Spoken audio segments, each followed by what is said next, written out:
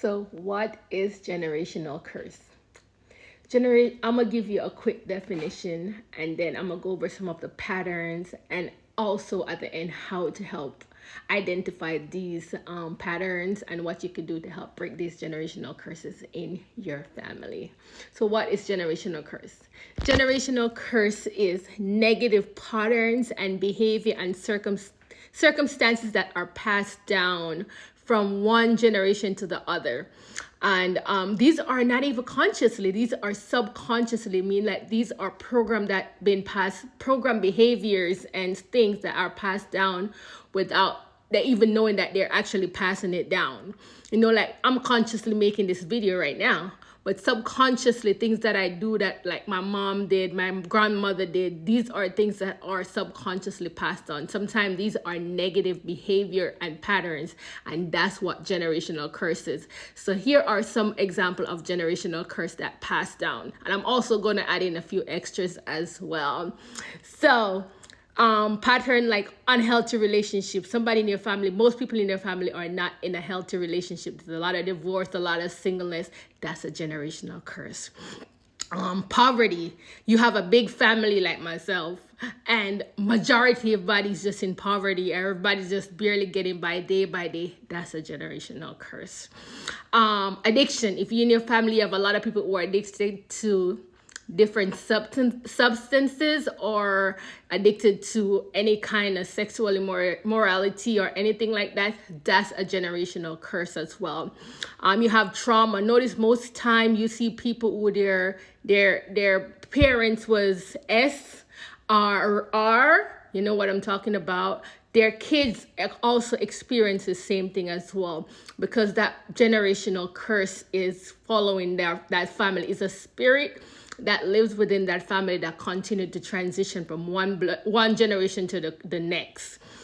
And these are mostly, it's common in male and so forth, but it's very common to pass down to women. But it's very uteral, like it happened in the womb. So it's passed down to the kids. So it can be male and female. Limited belief. Notice the people around in your family. Watch the pattern in your family. Is everybody just barely getting by? If everybody does think this is the cap on their life and they can't go any further, that's limited belief. And that's where you realize that's a generational curse. Like look in a family, if majority or all the people in the family never pass high school or never made it to high school or never go past high school or any limits, and you notice like certain amount of people in your family are experiencing the same thing, that is a generational curse. Spiritual disconnection.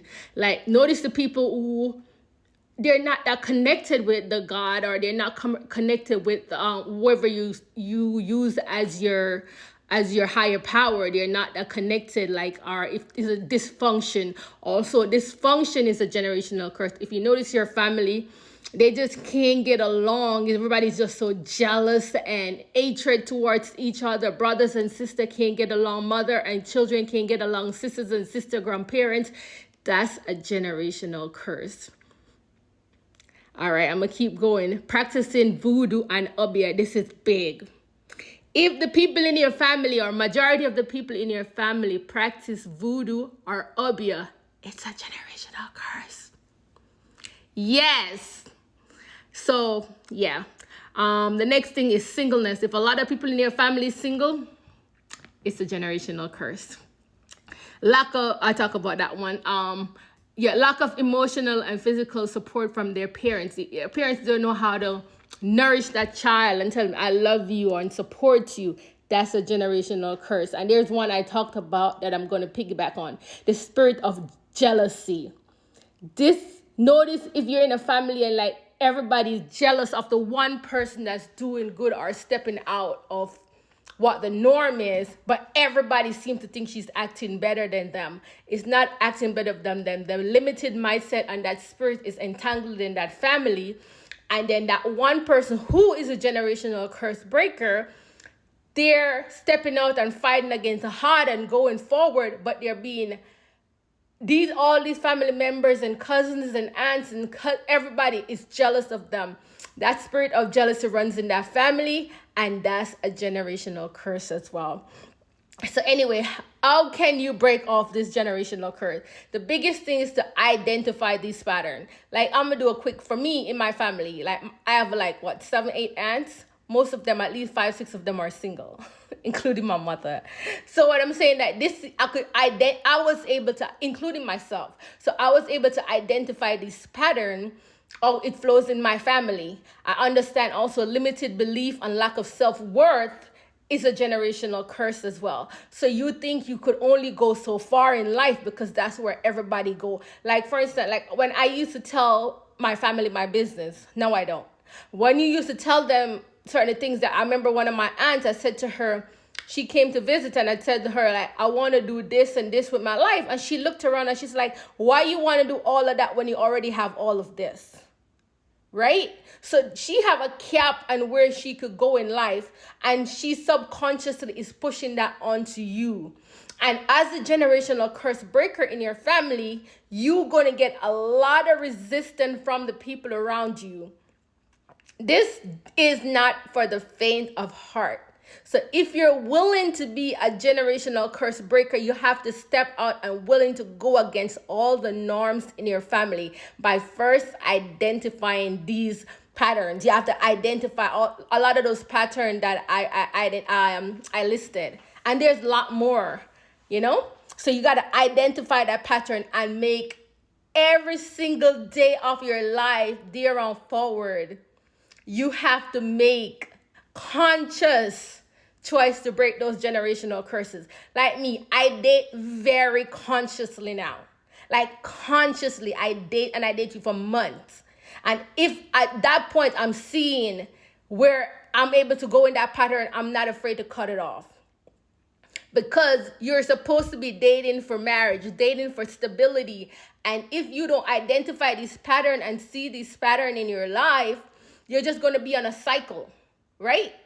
So like, I know the next relationship I go in is going to be my last, because I'm dating consciously, because I understand that singleness, disruption of relationship is a problem in my family. So I have to work on myself, learning to love and appreciate myself, learning to find my self-worth and my value, not from outer things or outward value, house, car, nothing outside of myself. I have to learn to love myself, respect myself.